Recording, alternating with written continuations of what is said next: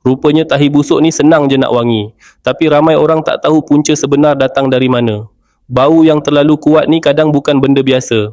Aku dulu pun tak fikir sangat pasal benda ni. Berak je pun mestilah ada bau kan.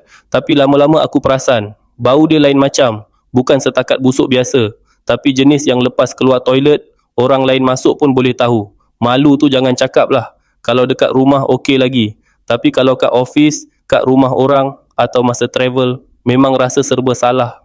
Yang peliknya, bukan sekali dua jadi. Hampir setiap hari macam tu. Dalam masa sama, perut aku pun selalu rasa penuh. Kadang kembung, sendawa pun kerap. Nak buang air pun bukan jenis puas sangat. Kadang dah keluar, tapi perut still rasa berat. Aku ingat sebab makan je. Mungkin salah makan, mungkin banyak protein. Tapi bila aku cuba jaga makan pun, bau dia tetap kuat. Masa tu baru aku start pelik.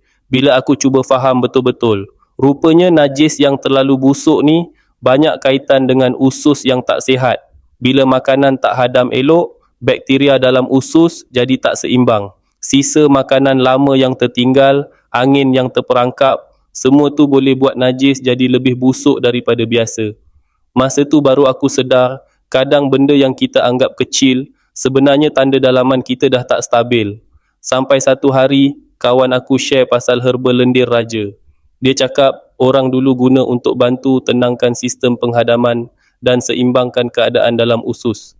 Sekarang dah ada dalam bentuk kapsul lendir raja. Senang nak amal, tak payah susah. Aku pun cuba. Dalam beberapa minggu, perut rasa lebih ringan, kurang kembung, nak buang air pun lebih lega. Dan yang paling aku perasan, bau tu dah tak seteruk dulu. Baru aku faham, kadang masalah tahi busuk ni bukan sebab makanan semata, tapi sebab usus kita sendiri perlukan perhatian. Kalau korang pun ada masalah macam ni, najis terlalu busuk, perut kembung, angin banyak, jangan buat tak tahu. Cuba tengok balik keadaan usus tu dulu. Kalau nak bantu jaga sistem penghadaman dengan cara herba, boleh try kapsul lendir raja ni. Dekat beg kuning tu tengah ada lagi offernya.